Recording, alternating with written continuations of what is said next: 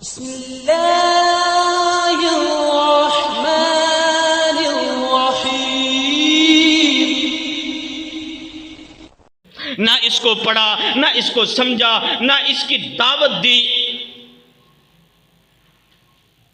دوسرا حق ہے اس کو سیکھنے کا۔ اس کو اللہ تعالیٰ نے نازل کیا ہے، اس کو کیسے پڑھنا ہے، اس کی تلاوت کیسے کرنی ہے۔ وَرَتِّلِ الْقُرْآنَ تَرْتِیلًا، اس کی تلاوت کی جائے ٹھہر ٹھہر کے۔ اور تیسرا حق کیا ہے؟ تیسرا حق یہ ہے کہ قرآن کو سمجھا جائے، قرآن کو سمجھا جائے۔ تلاوت کرنے کے بعد اس کا ترجمہ، اس کی تفسیر، اس کا مفہوم، اس کے اندر اللہ تعالیٰ نے کیا بیان کیا ہے، کن کاموں کو کرنے کا حکم دیا ہے، کن کاموں سے رکنے کا حکم دیا ہے، کون سی چیز حلال ہے، کون سی حرام ہے، پاک ناپاک، ساری چیز اس کے اندر بیان کی گئی ہے۔ اس کو سمجھا جائے، ایمان لایا جائے، ادب کیا جائے، اس کے بعد اس کو سیکھا جائے، یعنی اس کی تلاوت کرنی سیکھی جائے۔ تیسرا اس کے بعد یہ ہے کہ اس پہ غور و فکر کیا جائے، اس کا ترجمہ پڑھا جائے، تفسیر پڑھی جائے، اس کے اندر کیا احکامات بتائے گئے ہیں وہ سارے کے سارے پڑھنے ہمارے لیے ضروری ہیں۔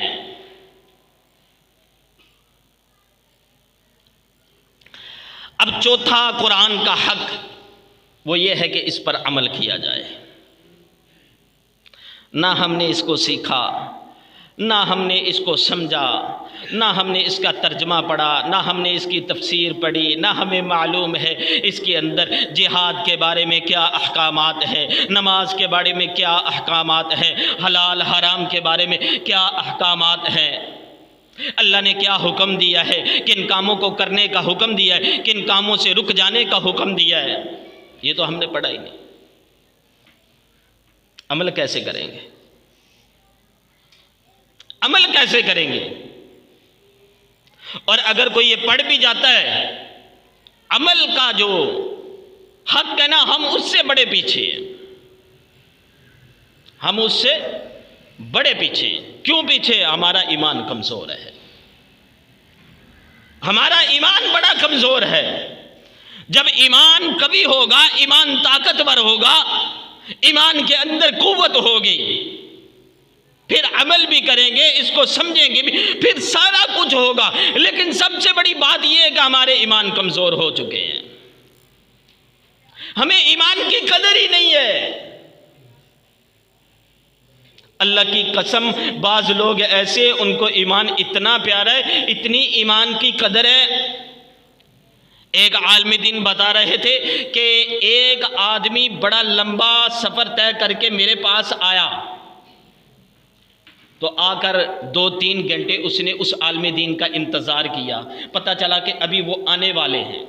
جب وہ آئے، ان کا درس ہوا، ان کا بیان ہوا، بیان ہونے کے بعد وہ آدمی ان کے پاس آیا، کہنے لگا شیخ صاحب بڑی دیر سے آپ کا انتظار کر رہا تھا، 2-3 گھنٹے پہلے انتظار کیا، آپ آئے، پھر آپ کا بیان تھا، میں نے آپ سے کچھ کام آیا تھا، آپ کے ساتھ کچھ کام تھا، آپ کا انتظار کیا، اب جب بیان ہو چکا ہے تو وہ کہنے لگے کہ کیا کام ہے ذرا بتاؤ تو صحیح، اتنا ضروری کون سا کام ہے؟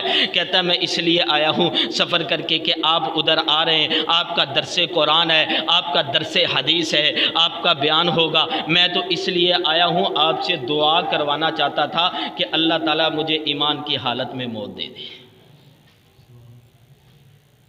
اللہ کی قسم، ایسے لوگ ایمان کا خیال کرنے والے، ایمان کی فکر کرنے والے، کہتا 3 گھنٹے ہو گئے، آپ سے بڑا ضروری کام تھا۔ وہ کہنے لگے میں نے سمجھا پتہ نہیں کیا ضروری کام، میں نے کہا بتاؤ کام کیا ہے؟ کہتا آپ سے دعا کروانے کے لیے آیا تھا کہ دعا کرنا اللہ تعالیٰ مجھے ایمان کی حالت میں موت دے دے۔ وہ عالم دین کہنے لگا کہ ایک مرتبہ ایسے ہوا، وہ اچانک بیمار ہوا، اتنا بیمار ہوا کہ وہ کومے کے اندر چلا گیا۔ میں ہاسپٹل کے اندر اس کی عیادت کے لیے گیا، میں نے دیکھا کہ وہ کومے کے اندر ہے، میں نے ہاتھ اٹھا کر اللہ تعالیٰ کو کہا یا اللہ یہ تو بندہ ایمان کی بڑی فکر کرنے والا تھا، یا اللہ یہ کومے کے اندر ہے، اس نے تو کہا تھا یا اللہ موت دینا تو ایمان کی حالت میں۔ کہتے ہیں میں باہر آ گیا، باہر آ کر بیٹھ کر انتظار کرنے لگا. کچھ دیر بعد ڈاکٹر صاحب باہر آئے، آ کر کہنے لگے کہ اس کو ہوش آ گیا ہے. کہتے جب اس کو ہوش آیا تو میں قریب گیا تو اس وقت آخری اس کے کلمات کچھ باتیں ہوئی دین کے بارے میں، تو آخری الفاظ یہ تھے لا الہ الا اللہ محمد الرسول اللہ، اور اس کی روح پرواز ہو جاتی ہے. یہ لوگ تھے اللہ کی قسم ایمان کی فکر کرنے والے، جن کو ایمان بڑا پیارا ہے. ہم نے کبھی ایسی فکر کی ہے؟ اللہ اکبر. اتنی بڑی کتاب اللہ کا کلام، اللہ اس کے بارے میں قرآن کے اندر ہی کہتے لو انزلنا ھذا القرآن علی جبل لرأیتہ خاشعا متصدعا من خشیۃ اللہ. لو انزلنا ھذا القرآن، اس قرآن کو اگر ہم نازل کر دیتے علی جبل لرأیتہ، اللہ کہتا ہے پہاڑوں کے اوپر نازل کر دیتے تو پہاڑ بھی ریزہ ریزہ ہو جاتا. علی جبل لرأیتہ خاشعا متصدعا من خشیۃ اللہ. اللہ کے خوف سے اللہ کہتا ہے پہاڑ بھی ریزہ ریزہ ہو جاتا. یہ اتنا عظیم کلام ہے، لیکن ہمیں اس کی فکر ہی کوئی نہیں، ہمیں خیال ہی کوئی نہیں. ہمارے پاس بڑی ڈگریاں موجود ہوں گی، لیکن نئی ڈگری ہے تو قرآن کے ترجمے اور تفسیر کی ڈگری ہمارے پاس موجود نہیں ہے. میں نے یہی کہا ہے، وہ اعلانیہ بے حرمتی کرتے ہیں، ہم خفیہ طور پر قرآن کی بے حرمتی کرتے. نہ ہم نے اس کی تلاوت کو سیکھا، نہ اس کے ترجمے کو سیکھا، نہ اس کی تفسیر کو پڑھا، نہ اس کے مفہوم کو پڑھا، نہ اس کے اندر جو احکامات اللہ نے نازل کیے نہ ہم نے وہ پڑھے. اس کے بعد نہ ہم نے اس کے اوپر عمل کیا، صرف اس کے اندر سے ایک نماز لے لی کہ ہم نماز پڑھتے ہیں تو ہم نے اسلام کے سارے حق ادا کر دیے.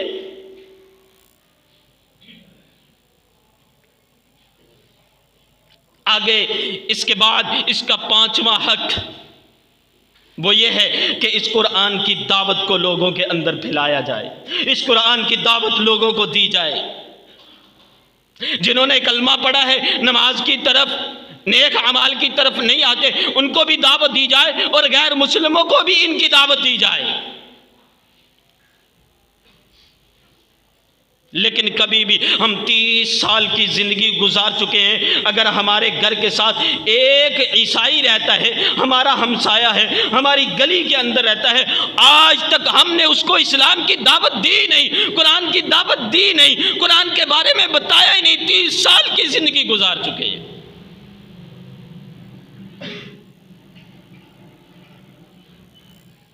ہم نے کبھی دعوت نہیں دی ہے. دعوت کا کام اللہ کو اتنا پسند ہے، اتنا پیارا ہے، اتنا محبوب ہے. اللہ نے قرآن کے اندر سورۃ یاسین کی ہم تلاوت تو بڑی کرتے ہیں. سورۃ یاسین کو ہم کیوں پڑھتے ہیں؟ صبح کے وقت اس لیے پڑھتے ہیں، رزق کی تنگی ہوتی ہے. کسی قاری صاحب سے عالم دین سے سنا کہ سورۃ یاسین کی تلاوت کی جائے رزق بڑا ملتا ہے. ہم صبح کو اٹھ کے فجر کی نماز بھی پڑھتے ہیں، سورۃ یاسین کی تلاوت بھی کرتے ہیں کہ رزق کشادہ ہو جائے گا، رزق وسیع ہو جائے گا، برکت آ جائے گی رزق کے اندر. یہ تو بڑا اچھا کام ہے، لیکن کبھی سورہ یاسین کا ترجمہ بھی پڑھا، سورہ یاسین کی تفسیر بھی پڑھی، سورہ یاسین کا مفہوم بھی پڑھا کہ اللہ نے سورہ یاسین کے اندر بیان کیا کیا ہے؟ اللہ نے سورہ یاسین کے اندر ایک جگہ فرمایا وَجَاءَ مِنْ أَقْصَى الْمَدِينَةِ رَجُلٌ يَسْعَىٰ قَالَ يَا قَوْمِ اتَّبِعُوا الْمُرْسَلِينَ. حبیب نجار کا واقعہ بیان کیا. اللہ کے نبی قوم کو دعوت دینے کے لیے گئے. کچھ نبی قوم کو دعوت دے رہے تھے. یہ حبیب نجار وجاء من اقصى المدینۃ رجل یسعى سورہ یاسین کے اندر یہ واقعہ موجود ہے۔ اللہ کہتا ہے حبیب نجار ایک دوسری بستی سے دوڑتا ہوا آیا، اس کو پتا چلا کہ اللہ کے نبی دعوت دے رہے ہیں، لوگوں کو ہدایت کی دعوت دے رہے ہیں، اچھے کاموں کی دعوت دے رہے ہیں۔ حبیب نجار دوڑتا ہوا آتا ہے، آ کر کہتا ہے وجاء من اقصى المدینۃ رجل یسعى قال یا قوم اتبعوا المرسلین، اے میری قوم ان نبیوں کی بات کو کیوں نہیں مانتے ہو؟ اتبعوا من لا يسألكم اجرا وهم مهتدون، جو تمہیں سیدھے راستے کی طرف دعوت دیتے ہیں اور اس پر کوئی اجرت بھی نہیں مانگتے۔ اتنی پیاری دعوت دیتے ہیں، اچھے کام کی طرف دعوت دیتے ہیں، تمہاری اصلاح کے لیے، تمہاری کامیابی کے لیے تمہیں دعوت دے رہے ہیں، اللہ کی طرف بلا رہے ہیں، تم سے کوئی اجرت بھی نہیں مانگتے، پھر بھی تم ان کی بات کو نہیں مانتے۔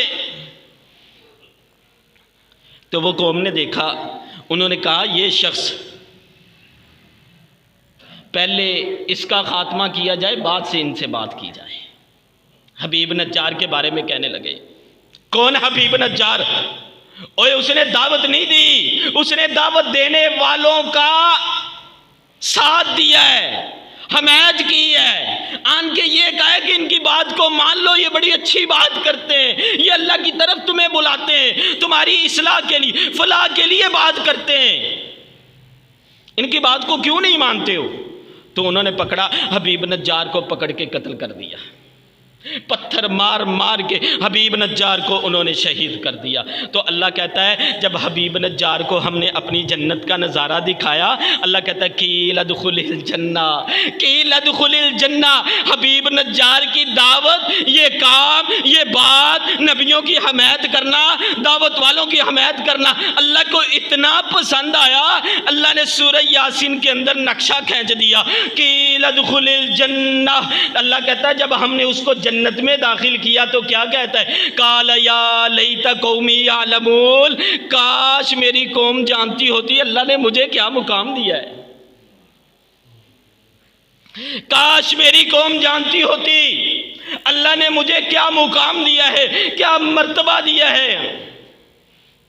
بما غفر علی ربی وجعلنی من المکرمین، اللہ تعالیٰ نے مجھے معاف کر دیا، مجھے بخش دیا اور مجھے اپنے جو پسند کے لوگ ہیں ان کے اندر شامل کر لیا ہے، ان لوگوں کے اندر شامل کیا جن کے اوپر اللہ نے انعام کیا۔ بما غفر علی ربی وجعلنی من المکرمین، اللہ تعالیٰ نے عزت والے لوگوں کے اندر حبیب نجار کو داخل کر دیا، شامل کر دیا۔ اور میرے دوستو، دعوت کا کام آج ہم نے چھوڑ دیا، نہ قرآن کو پڑھا، نہ قرآن کی تلاوت کا اہتمام کیا، نہ قرآن کو سیکھا، نہ اس کے ترجمے کو پڑھا، نہ تفسیر کو پڑھا، نہ اس کے مفہوم کو پڑھا، نہ اس کو سمجھا، اور نہ ہی ہم نے اس کے اوپر عمل کیا، اور نہ ہی ہم نے دعوت کا کام کیا۔ اللہ کی قسم، آج ہم جتنے بھی نماز پڑھنے والے اگر قرآن کو پڑھنا شروع کر دے، قرآن کے ترجمے کو پڑھنا شروع کر دے، اس پر عمل شروع کر دے، اللہ کی قسم اللہ تعالیٰ ایک انقلاب پیدا کر دے گا۔ اصل میں یہ کتاب آئی تھی دنیا کے اوپر حکومت کرنے کے لیے، لیکن ہم نے اس کتاب کو مردے بخشوانے کے لیے رکھ لیا۔ ہم نے اس کتاب کو رزق کے اندر اضافے کے لیے رکھ لیا، بس اس کی تلاوت کرتے ہیں تو رزق کے اضافے کے لیے، رزق کی برکت کے لیے۔ ہمیں معلوم ہی نہیں اللہ نے کتنی بار اس کے اندر جہاد کا حکم دیا ہے۔ اپنے نبی کو فرمایا، اے میرے نبی جی، یا ایھا النبی حرض المؤمنین علی القتال، اے میرے نبی جی مومنوں کو قتال کا حکم دو، قتال کی ترغیب دو، قتال کا حکم دو۔ یہی وہ آیات ہے، یہی وہ الفاظ ہے، یہی وہ آیات ہیں جو کافروں کو سینوں کو چیرتے ہوئے نکل جاتی ہیں۔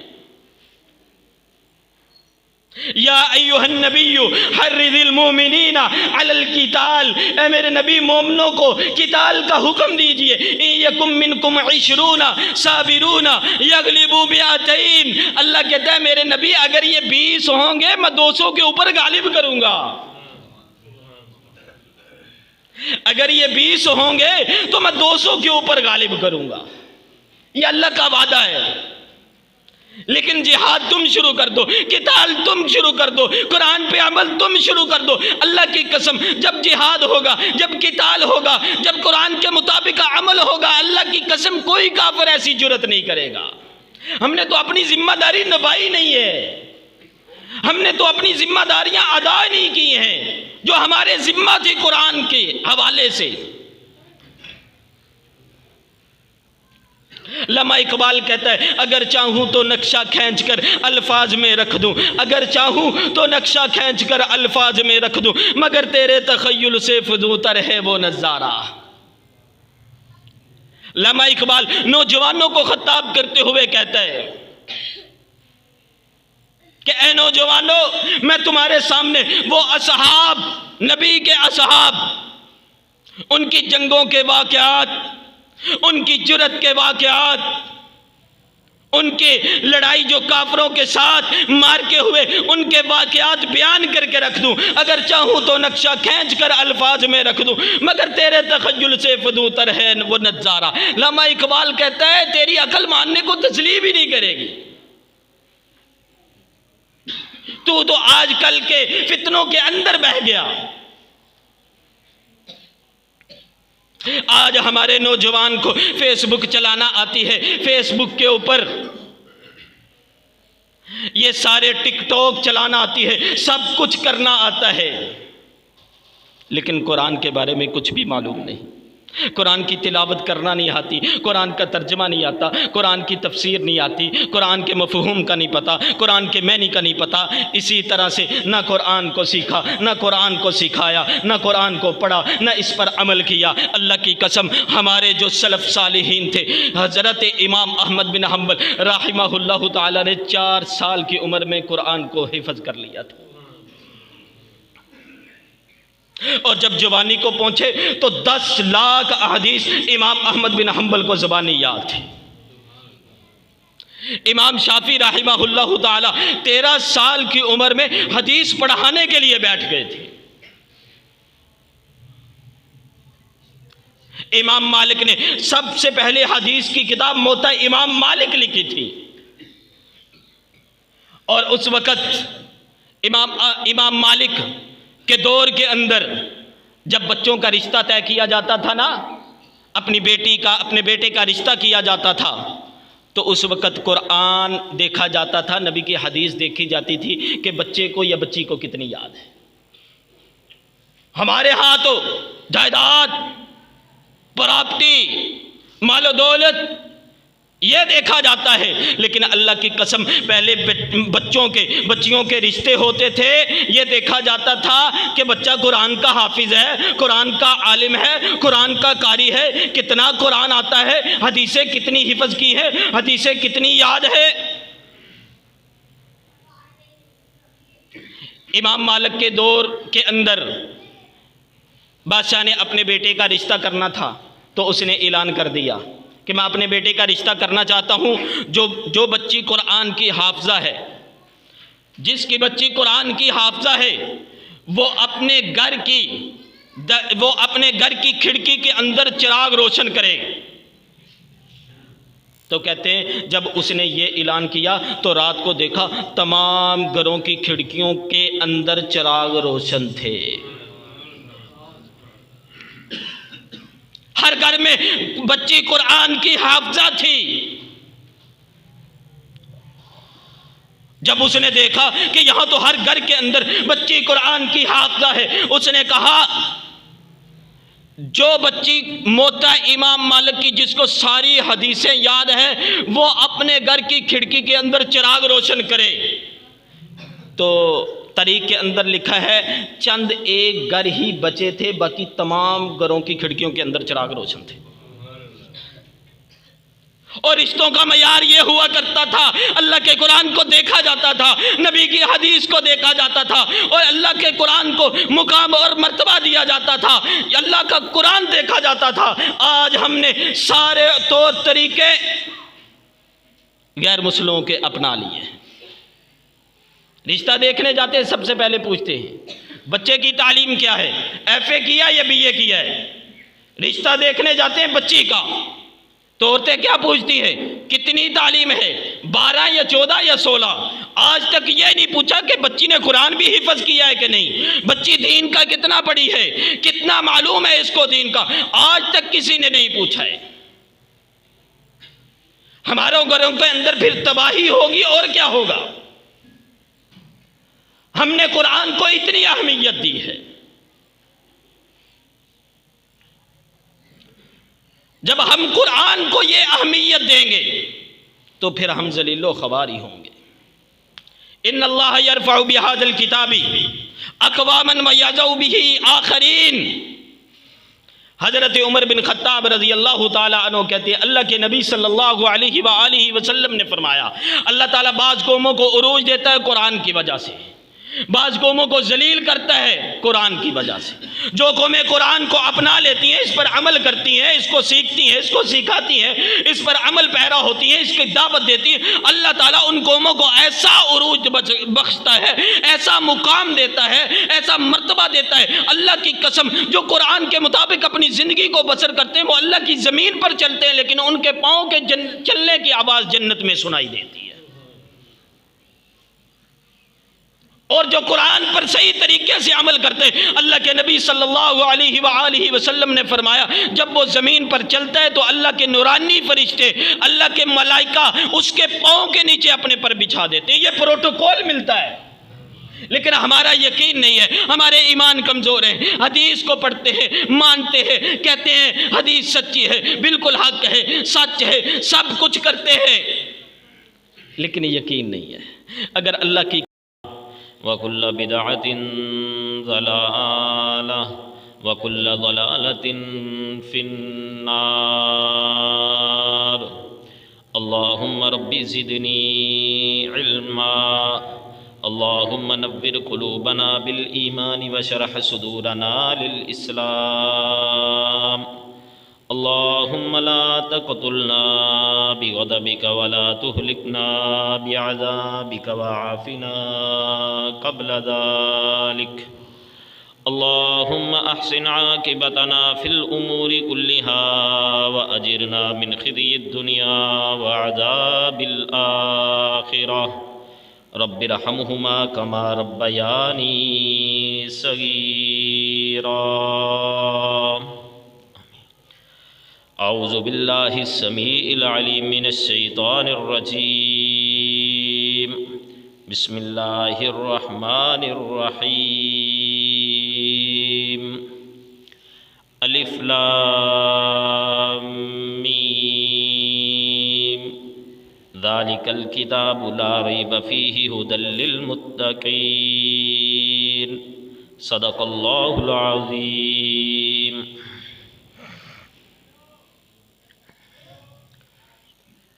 ہر قسم کی حمد و ثنا اللہ سبحانہ و تعالی کے لیے، درود و سلام بے شمار لاتعداد پیارے پیغمبر جناب محمد الرسول اللہ صلی اللہ علیہ وآلہ وسلم کی ذات گرامی پر ہوں۔ سامعین قدر واجب الاحترام میرے دوستو بزرگو،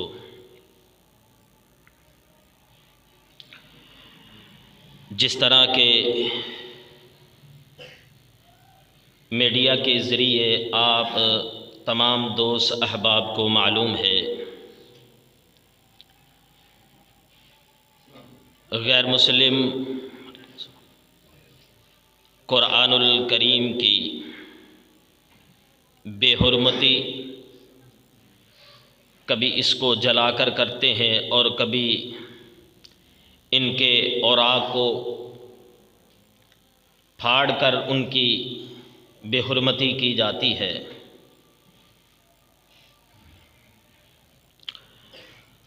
اور ہمارے موجودہ حکمران اور سابقہ حکمران کی طرف سے شدید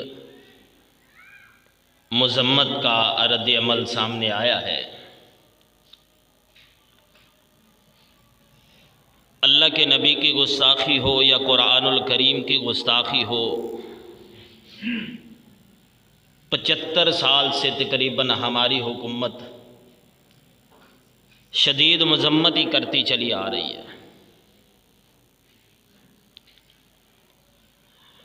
بہرحال ان لوگوں کا تو کام یہ ہے کہ نہ وہ قرآن کی عظمت کو مانتے ہیں، نہ اس کی فضیلت کے قائل ہیں، لیکن ہمارے اوپر جو قرآن کے حقوق ہیں ہم نے ان کی ذمہ داری کس طرح سے ادا کرنی ہے۔ میرے دوستو، مسئلہ یہ ہے، وہ قرآن کی بے حرمتی اعلانیہ کرتے ہیں، ہم خفیہ طور پہ کرتے ہیں۔